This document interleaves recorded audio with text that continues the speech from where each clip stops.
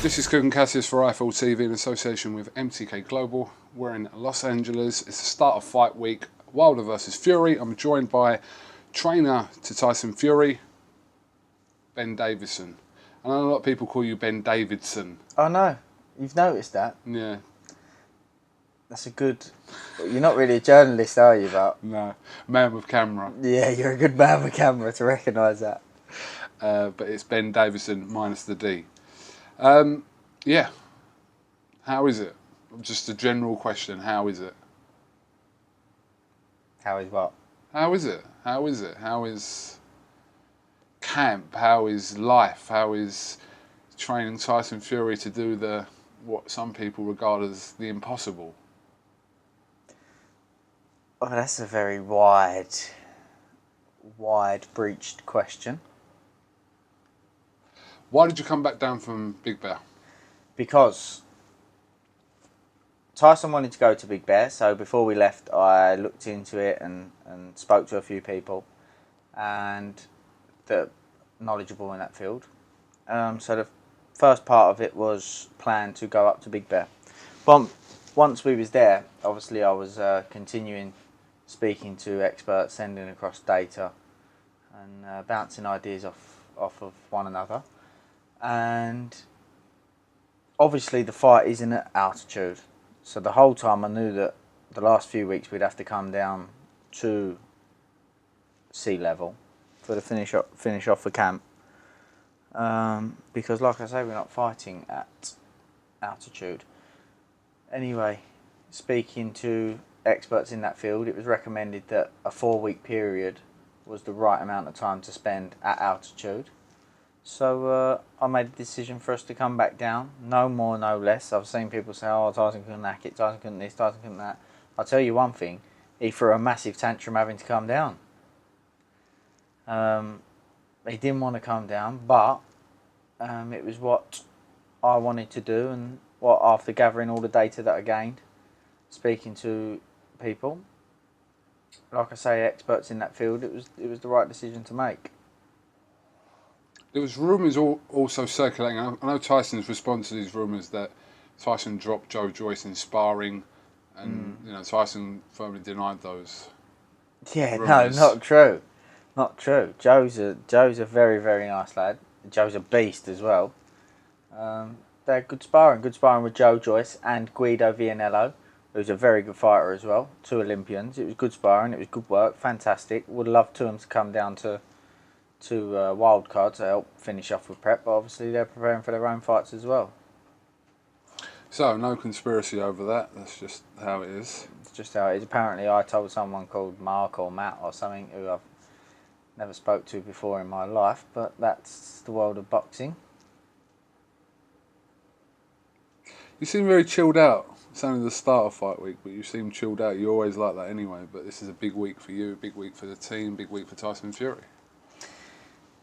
Yeah, I don't know. I've been asked that a few times, but I'm just the same level-headed all the time.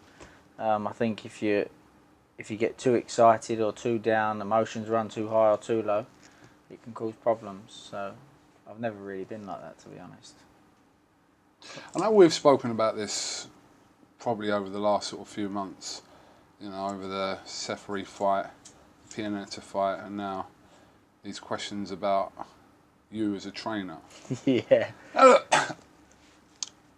lot of people probably won't say it. They may think it. I think a lot of people are supportive. They might think something and have their opinion, but they're still supportive, so there's a difference. But for someone like Tyson Fury, I suppose, and they're looking at, from the Seferi to the Pianeta fight, but now we're going in against Deontay Wilder. And from an experience point of view, something that you can't really get around because it is how it is in terms of experience. Mm-hmm. So, is there an argument there? What is experience? Tell me what experience is. Big fight experience. Which is what? Having been in the corner of high-level fights. Okay, but we've seen lots of fighters that have fought at world level that people would say, oh, it's experience, that haven't made it as trainers on a low level. Very true. We've seen trainers that have been at this level millions of times cock up and make mistakes. True. People often associate age with experience, which has nothing to do with experience. And I'm a firm believer in it's not the amount of experience, it's the quality of the experience. And I've had a lot of quality experience that would equivalent to years and years and years. And people talk about experience. I've been a bit involved in boxing since before I could walk, the first time I laced a pair of gloves on. And you don't work with the type of fighters that I've worked with if you haven't got something about you. And people will talk about my age, but do average 25-year-olds, as Tyson would say, save people's lives? Do average 25-year-olds turn a 27.5 stone man into Tyson who he is today? Do they? I'm agreeing with you. No, so clearly I'm not your average 25-year-old. So age is just a number and it shouldn't really come into the equation, I don't think. Obviously, it's an easy target to turn around and say, oh, how can he be experienced? How can he be this? How can he be that? But I've been working with Billy Joe since about 2012. Through many big fights with him. Okay, obviously Jimmy was his main trainer and his trainer. But I obviously bring something to the table. I have a keen eye. I understand boxing. A good technical aspect of the game. And I obviously have good people skills from the turnaround and what you can see with Tyson. Here's the way I see it, and I said this to you before. So if we look at it as Tyson Fury, upon his return, say a few months ago, could probably have gone to any trainer in the world. And I mean any trainer in the world.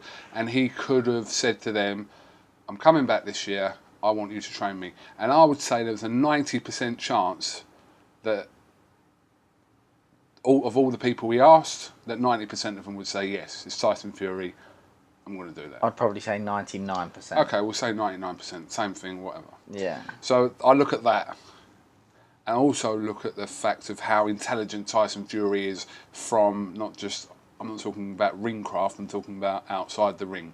Okay, if you still believe that Fury's kind of this playful fool that, sings songs and does these things, if you still believe that, then you don't know Tyson Fury. But the general fans that would have that opinion of Tyson are the general fans that go, oh, he's 25, what does he know? Probably. So yeah, I look at those things, and I've said to you before, if, without sounding whatever, Tyson wouldn't have a fall in his corner. No question. That answers my questions about you. Because as a trainer, I suppose, yeah, you look through track record, who's he worked with, what's he done, blah, blah, blah, blah. We take them aside. Tyson could have had any trainer in the world. He's with you. So that for me kind of answers the questions going into this fight. And trainer and fighter relationship isn't necessarily about the best fighter being with the best trainer, as we've seen in the past before either. So the kind of gelling of that relationship is very important, and clearly you two gel. Of course, and what you've got to take into consideration is that me and Tyson didn't come together by him going, let me go for a track record and this, that and the other. Obviously, he come onto a training camp that I was on with Billy Joe, and we started working together, and from his words, he knew that our styles would gel. And it's irrelevant, all the comments that like I say, the general public that think Tyson's that sort of person would make, because they obviously don't know the details. But like you say, listen, Tyson's an intelligent guy, he knows boxing. And if you want a review on me, I always say speak to any fighter that I've worked with, and they'll give you a review of me. It's okay me sitting here saying, oh, I know this, I know that, I'm good at this, I'm good at that. But for an honest review, you should speak to a fighter that, well, when you've sat down and spoke to Billy Joe and asked Billy Joe, and he's give you answers, and obviously Tyson the same. So,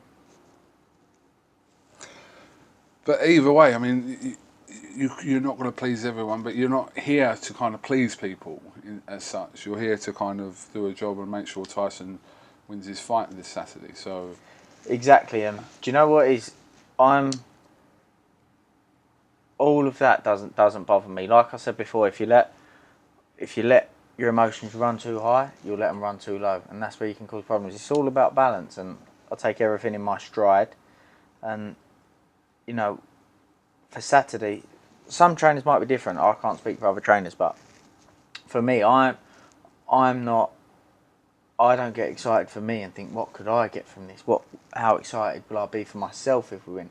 I want this win for Tyson because I've grown to know him and I know what type of person he is, and you know, I think the public are starting to see it, but they still don't see the full extent of it.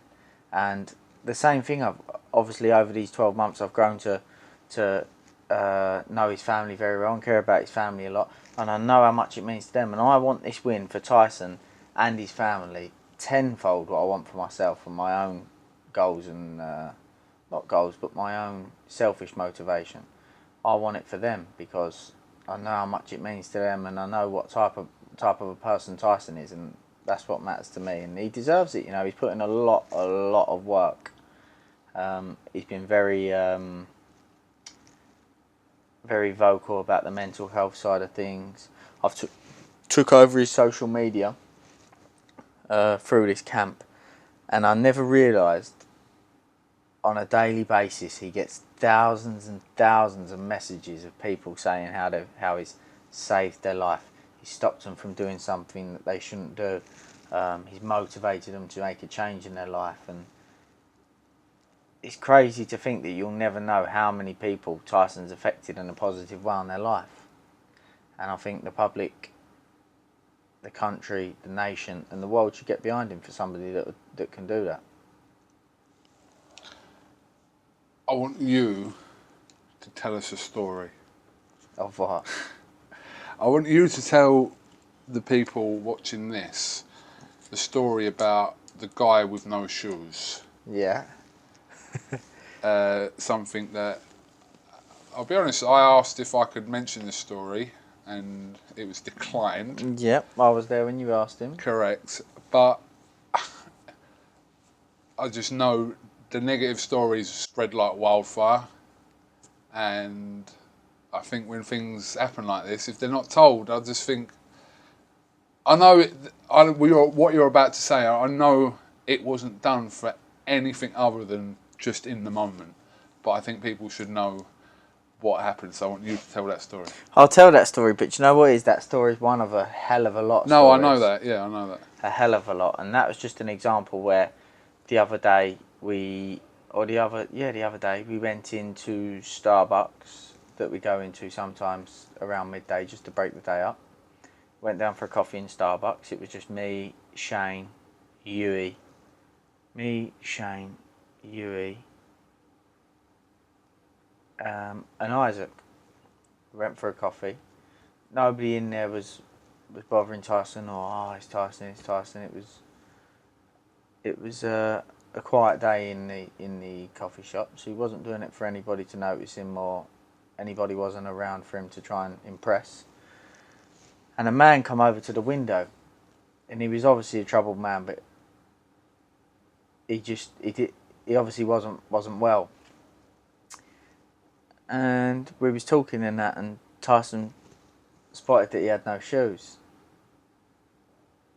And anyway, he said, "Oh, that man's got no shoes on." And he was looking to cross the road, and he didn't know whether he was coming or going. Like I say, he wasn't fully well.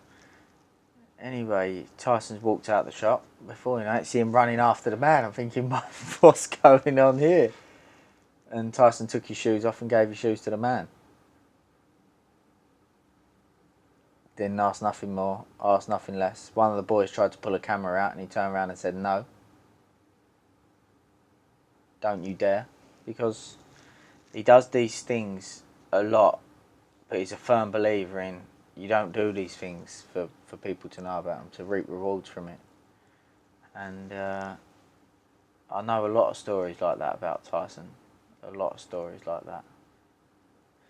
And one of our close friends not long ago was suffering from gambling addiction. And he's obviously got this big fight here, and he got offered a few big deals from some gambling companies. And he turned them down. The offers come to me to put to him, and I put to him, so I know there was fantastic offers. And he said no, without really thinking. And I said, why? And he said, Ben, I'm here to change people's lives and have a positive impact on people's lives. And I've been spreading the word on mental health and trying to help people. And he said, it's not right for me to then go and advertise a betting company that a close friend of mine that's on the camp with us, here with us, has suffered from, and it's not destroyed his life but had a negative impact on his life. And Tyson said, obviously I'm here to try and put a positive on people's lives, and little things like that is just all the time, you know, and people don't ever get to see these. And Tyson will hate people talking about it, hate it, but like you say, people do deserve to know, because that is the real Tyson Fury. That is the man that people should really get to know. But he, you know, and often as well, like a fighter on Tyson's level, where he is now, they may do their training camp, fight.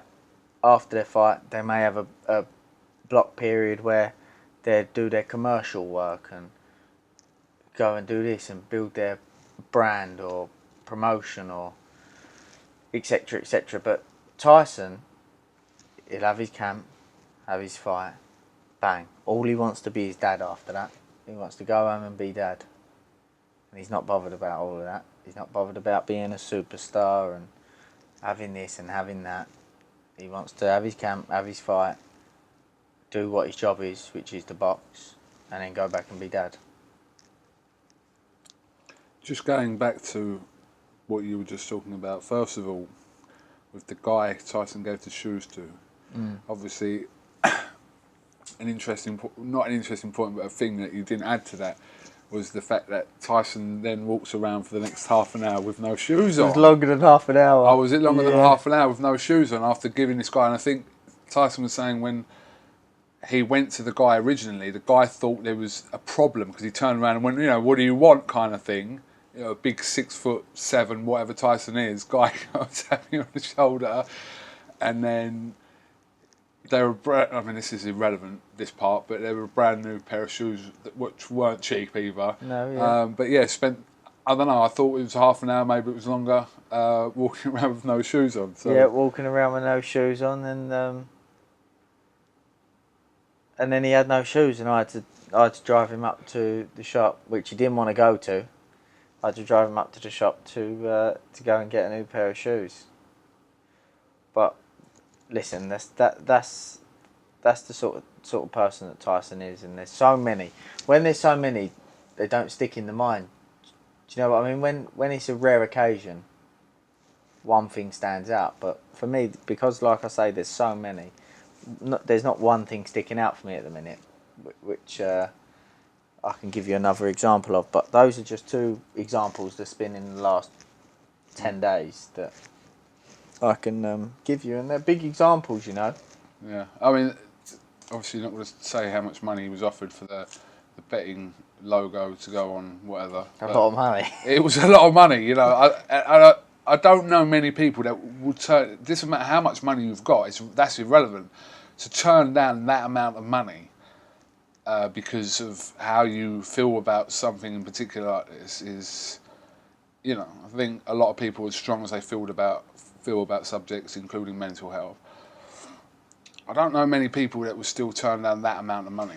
And it's another example, the oddball pants that he wears for testicular cancer, because another friend recently suffered from testicular cancer, and that was something that Tyson wanted to raise awareness for.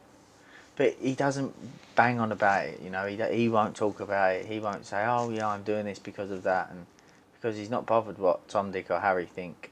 He just does them because he feels they're the right thing to do, and that's what matters to him. And that's why I admire him for those sorts of things that he does. I mean, you probably want to let him know that you've mentioned this, by the way. Probably, but probably better not because he'll get the ump. No, but he was so against it. I mean, I was saying to him that I really kind of wanted to say it, and he was so against it, and I was like, all right, well, I'm not technically saying it. I'm bringing it up in a video with you. You've said it. So Yeah. I actually haven't said it, but I mean, I get it. I mean, people get criticised because they film themselves doing stuff, and I'm not. I see the sides of it that people kind of argue and say they're kind of bringing awareness. I get that side of it. But at the same time, there is a part of me when I see someone filming themselves, giving money to homeless people, I think, why are you doing this? It does make me wonder straight away, why are you doing this? 100%, and that's the sort of thing that Tyson's so against. Don't do it for the world to know. Billy Joe does loads of shit. He does. Billy Joe does so much shit that it just people would probably be surprised if they heard the amount of shit Billy Joe does in terms of giving homeless people things and just doing things in that kind of respect. I've seen it, I've heard about it from our friends, and again, not one to look at me, this is what I'm doing, and I know Tyson doesn't do this stuff. Listen, I've spent training camps with Billy Joe, so I know daily he's he's always trying to do his best for the unprivileged.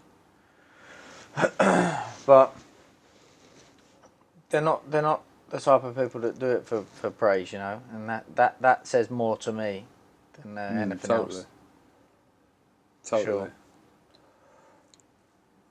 Sure. All right. Well, anyway, you tell him in the morning because he'll get tweets about it and he'll wonder where it's come from.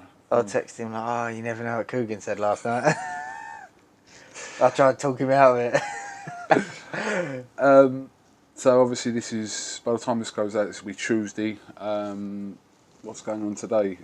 Oh, Tyson and Deontay giving tickets to the Fire Brigade, LA Fire Brigade. Yeah, I think the Fire Brigade and the ambulance are all like sort of in one base. So I've heard. I'm not sure if that's correct or not. So they're going there to do a ticket giveaway. And he's just got a few interviews today. They tried to give him a massive schedule, but I've had to downsize it majorly because it's all about preparation now and making sure he's peaked for fight night and making sure he's right.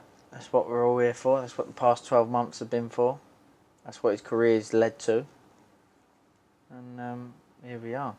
When Matchroom had that Monaco show last week, the first thing I could just think of was obviously Tyson was out in Monaco this time last year, and obviously come there, Chisora was fighting on the bill for the European title, and I just remember seeing Tyson, who's with Huey, brother Huey, and yeah, just the size of him back then, and it's been literally a 12-month progression. So that was initially. That week that he was going out to Monaco was the week that he initially said to me, when I'd said about the story where I hadn't spoke to him for a few weeks, then he randomly just messaged me, "Are you ready?" I was like, "What do you mean, are you ready? Are you ready to start training?" And that was the week. He said, "Look, I'm going to Monaco this weekend, and when I'm back, I'm ready to start." And a year on, he's fighting for the WBC Heavyweight Championship of the world against Wilder in America. I saw a tweet that Dave Allen done the other day. He said, "A year ago today I sparred with Tyson. He told me he was coming back, and now this weekend he's fighting for the WBC world title. He's some man." And I remember that, actually. And I remember thinking, Tyson, you shouldn't be sparring this size, mate. Definitely not. I saw I'll just have a little move about, and they only had a little move about. But I remember thinking, still, when he glides around the ring at 28 stone, you still couldn't hear him. Yeah, and him and Dave Allen had a light move around, and I remember him. He was probably about 27 stone, 27 and a half stone, something like that. And I remember thinking, you're that heavy, yet you're gliding around the ring, and I couldn't hear his feet on the canvas at that weight. And that was when I thought, this isn't normal. Something's not right here. But there's been so many stories along the way. Like, I've often been asked, what's the one thing that stands out that made you go, okay, this can be done, or stood out for you with Tyson? But there's a few, along the journey and along the path, there's been a few things that's made me go, oh, okay, it's next level shit, really. And there's been a few of them at different times along the journey, and it's led to here today. Well, I'm just going back to that text you were talking about, get ready. Was that kind of your first sort of moment you're saying that you kind of thought, right, this is on, or not? No. When we was in Spain the first time, we done about a day's training probably, or 2 days training. And he kept talking to Billy Joe, and then he'd come up and ask me some questions, then go back downstairs, and then come back and ask me questions. I thought, he's being a bit weird. Then after a day or two of training, after a couple of days of training, he was like, look, what do you think about being my new trainer? And I said to him, don't rush into anything. We'll do a bit of training. Take your time. Obviously, he was miles away from competing at the time. I said, and we'll just take it step by step. The plan at the time was for him to go back home, sort a couple of bits that he needed to sort back out. Then he was going to come straight back out to MTK Marbella. So we went off. We both went back home, and Billy Joe went home. And then there were some complications, which meant that we couldn't go straight back out. Anyway, we stayed in contact, and I was busy with my life and my gym and training some fighters down in London. Anyway, like I say, we stayed in contact. Then there was probably a 4 or 5 week period where I didn't speak to him. I think he changed his number or deleted WhatsApp or something. I can't remember. And then he texted me. He voice noted me and said, are you ready? I said, what do you mean, are you ready? He said, I'm ready to start now. I'm ready to come back. And I was like, that's a bit random. But I had somebody in Sheffield sparring with Tony Bellew at the time, who was preparing for the David Haye rematch. So I said to him, look, 3 times a week, I can meet you in Manchester at Hatton's gym, and we can do a bit of training and go from there. And that's where it started. Recently, it wasn't really announced, but it came out sort of thing that Freddie Roach will be in the corner. A lot of people again jumping to speculation about why Freddie Roach will be in the corner. Is it, and cynical people just kind of suggest it's some sort of lack of faith going on, that someone like Freddie Roach has to be drafted in, to kind of save the day. That kind of, like I said, cynical people will put it like that. But I know you've explained it on Twitter, but just explain to me how that come about and why Freddie Roach is going to be in the corner on that night. Well, on the day of the LA press tour, we went to Wildcard to see Freddie, just to see the gym, see Freddie, etc., etc. Went there, and he's an absolute gentleman to everybody in the team, not just Tyson. Sometimes you'll meet people and you can tell somebody who's genuine or not, basically. And Freddie was a genuine guy, and really got along. Anyway, stayed in contact with Freddie and his assistant Marie, who have been absolutely spot on, very helpful, absolutely fantastic. And then I spoke to her and Freddie about saying obviously at some point we're going to be coming back down and organising to use the gym. They was very, very accommodating, very helpful. So straight away we got on well, and then obviously we were spending more time in the gym, and we went for dinner with Freddie and had a chat. And me and Tyson had a chat and said I think it would be the right thing to do, a smart thing to do, to ask Freddie if he'd like to be part of the corner. He's got a wealth of experience. Like I say, he's a very nice guy. He's obviously trying to prepare Isaac and Tyson together. He's helped out as well. Because, you know, doing a proper job with Tyson is a full-time job. So Freddie's been really helpful. And like I say, what better second could you get than Freddie Roach? So that was my thought process, and that was it. It wasn't like Tyson said to me, "Oh, Ben, I want to bring in Freddie. Do you mind?" I said to Tyson, I think it'd be a good idea to ask Freddie if he'd like to be part of the corner, and Tyson said, "Yeah, I think so too." So we did so. Ricky Hatton will also be in the corner. And obviously, Ricky's worked with Tyson. You've obviously sparred and trained numerous rounds and whatever it is, Jim. So, yeah, Ricky Hatton. Ricky's been part of the team since the comeback, really. And like I say, from the first sessions that we done was at Hatton's gym. And Ricky's been a fantastic asset, very experienced again. And let's not forget, he's won world titles as a trainer as well. Not just as a fighter. So he's another fantastic addition to the team. He's already been there. And Asgi Taia. He's been working with Tyson for a very long time. And I've got to say, Asgi's very, very, very professional in what he does. And he's a massive, massive help too. So you're hoping that this is the right ingredients for a winning team come Saturday night, obviously. Of course, but do I think that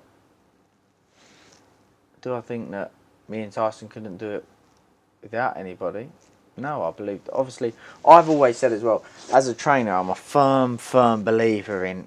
I don't like it when the trainer try to make it about them. You know, Tyson's the man that gets in there under the lights, and Tyson's the man that does the job, and all credit should go to Tyson. But do I think that? Obviously, I'm super confident in Tyson. I believe that Tyson should be in a position now where he knows what he needs to do to a level where it's unconsciously built in him. He can do it without thinking, because we've done it that many times, spoke about it that many times, he's visualised it that many times. And if he's not in that position, then we've not done our job right. But it should be built into him now by the sessions that we've done, the drills that we do, the pads that we do, the sparring sessions that he's done. It should be built in him. He knows what to do with that. So you're saying if Roach and Hatton weren't in the corner this if Saturday... I weren't there in the corner. Or even if you weren't there in the corner today, on Saturday. He should be in a position where he knows what he needs to do. Now, obviously a corner comes into play when we're talking about fine-tuning, which can be a difference, especially at this level. But it shouldn't be me going, okay, what you need to do in this exact second is this, and then in that, because I haven't done my job up to this point, if that's the case. It should be drilled into him to a point where he's unconsciously competent. And the fine-tuning, we're just there for the fine-tuning. And everybody knows their job. So we're very well prepared, very well prepared. What's your relationship like with Tyson away from boxing? Good friends. When we have a laugh, like, I think people know that we have a good mixture of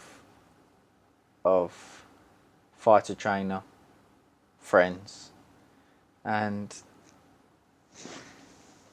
I think that's been the key ingredient to him and his comeback, because a happy fighter is a dangerous fighter, and genuinely do just get along as well. You know, even from when he was in Scotland, when I first met him in Scotland, and we got along straight away. Is that when Billy Joe fought Akrafov? Akrafov, yeah. I was there. Straight away we got along, and so our personalities just gel very similar. Very similar. And, we have a good laugh, but when it's business, we both know it's time for business. And I've got to say, which I said before on an interview, I think I've done it with Umar,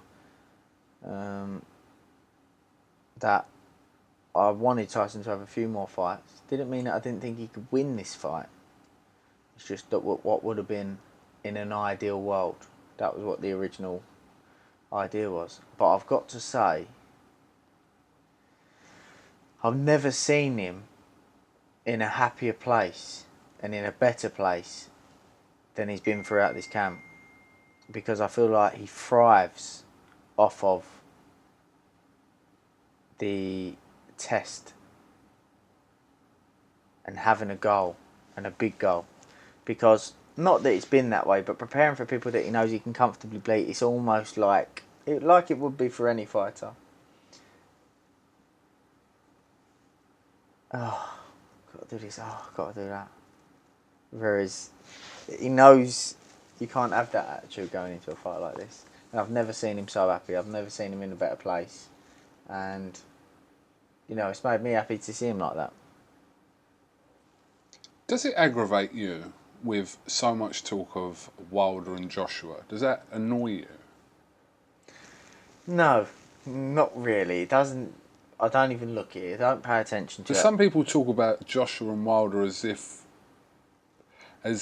Wilder and Fury isn't happening. Does that make sense? They talk about that fight completely disregarding the fact that this fight this week with Tyson and Deontay. Yeah, I don't know. I think that's sometimes you get that sort of thing. I think you get Matchroom fanboys and Frank Warren fanboys, and I think that's the Matchroom fanboys that will talk about that. But I don't pay any attention to it. Listen, I don't do anything other than focus on the goal on Saturday, and I haven't done since we started. For 12 months, I've not thought about nothing other than Tyson, what he needs to be doing, his nutrition, his training, his rest, everything. That has been my life for 12 months.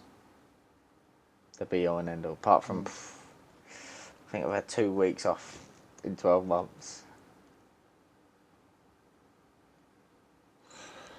No, I just wonder, because it's like every week there seems to be a new story about an offer or some sort of, what's going to happen after the 1st of December, etc., etc. But, I don't know, all those sort of plans can be, say, a spanner in the works, more than a spanner in the works. Yeah, of course. As if Tyson is victorious.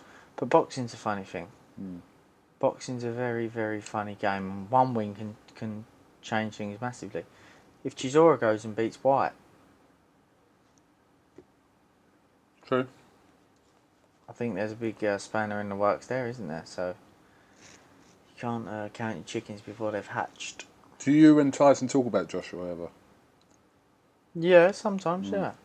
What, as in regards to fighting him at some point? Oh, yeah, of course. But not like, if we win here, then we're going fight Joshua, and it's going to be fantastic. And do you know what I mean? Obviously, we say that fight. Hopefully, that fight can get done. It's not the be all or end all. It doesn't make or break Tyson's career.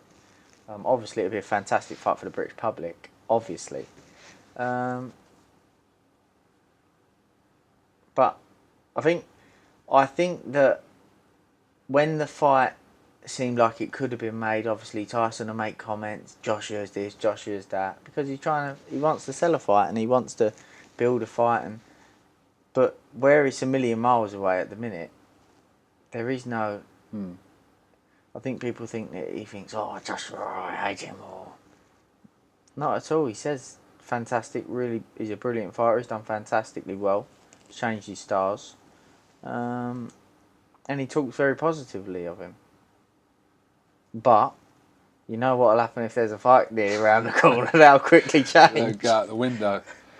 People kind of, when you're asking people's opinions about this fight, they say Wilder KO, Fury points. Can Fury knock Wilder out? What do you think? I'm asking you, the trainer. 100%. Okay. 100%. And but you agree with me? That's what most people believe, that one or yeah. I see that all the time. See that all the time. Probably 95% of predictions, but people say, oh, if it goes to points, Fury, or otherwise it's a Wilder KO. Well, what do you mean if it goes to points, Fury? Let's say Tyson got dropped in 6 rounds, then he's not going to, but survived. He's not going to win on points, is he? And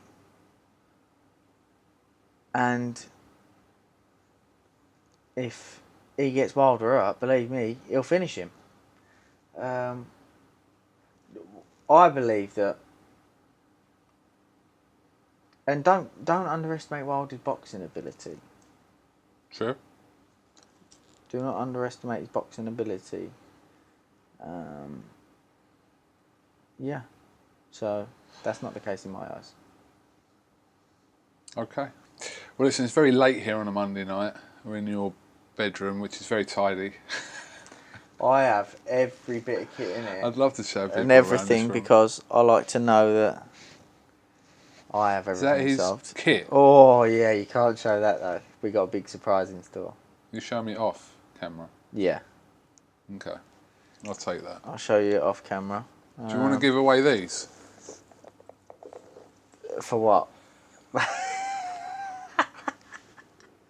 Look at how he's rolling. Matches as well. Wait there. I've got a little something else. Wait there. Where are you going? Wait there. I've got a little surprise for You you. have to hold on. You have to clip that back on. Bought it the other day. Me and Tyson got matching robes. Clip that back on. You can clip it onto the Versace if you want. Right. Pick it back up here. Let's just see if I can get a little bit of a. Where did we drop off? I don't know. So me and Tyson went the other day, and bought a nice new robe each. Nice. And how much? Just say when. Really? Yeah, a little bit over. Really? Yeah. You know, I was thinking about actually going to get myself one, but not after you just said that. I thought that maybe I'd have gone and got myself one of them, but so I got the sliders. I thought I'll get the robe. What are you doing with your hair and beard? Well, in the camp we have a little competition, and whoever shaves the beard first has to donate £100 to charity. But they have to box, and they will have to trim their beards. So I will win. But I won't win because I'm sick of it and I'm going to shave probably in the next day or two. So. And everyone who's in it will probably give the money anyway. Yeah, probably. But yeah, the beards are going. Well, actually, they might not all go. But that's the reason behind the beard. The hair, I'm going to grow it. All right. Why are you laughing? Why are you going to grow it? I'm just going to grow it a little bit longer because I used to have it a little bit longer than this and I liked it, but I'm going to grow it a little bit, trim the beard out. I'll probably trim it a little bit like yours, like with the gypsy chin strap, you know. And just so people know, do you know what I mean? I'm a proper wido or something. Obviously. But no, I'm gonna trim the beard down, grow the hair a little bit. And I'm going for like the, I suppose it's a bit like the John Travolta look. Yeah, like with the shirt unbuttoned a little bit, but I'm going to shave the chest obviously. I've put a little bit of weight on as everyone keeps commenting. You're just trying to look less like Harry Kane. Yeah, and I've put a little bit of weight on like people keep mentioning and that, you know, so it's made me a little bit self-conscious. So I'm going to go and lose a little bit of weight after this. I had a very, very busy 12 months eating heavyweight meals and I paid the price for it. But I'm going to go and lose a little bit of weight. But how are you going to do that around Christmas? I'm going to have to get Christmas out of the way first. Get Christmas out of the way like everyone else. And then I'm going to lose a little bit of weight. New bit of clubber. And I'm thinking of like getting the, you know, the low neck tops. I'm going to get a Casio watch. Data bank or G-Shock? G-Shock. Do you remember the data bank? No. How old, you're too young to know what a data I'm bank is. 26 on Thursday. Casio data bank, right?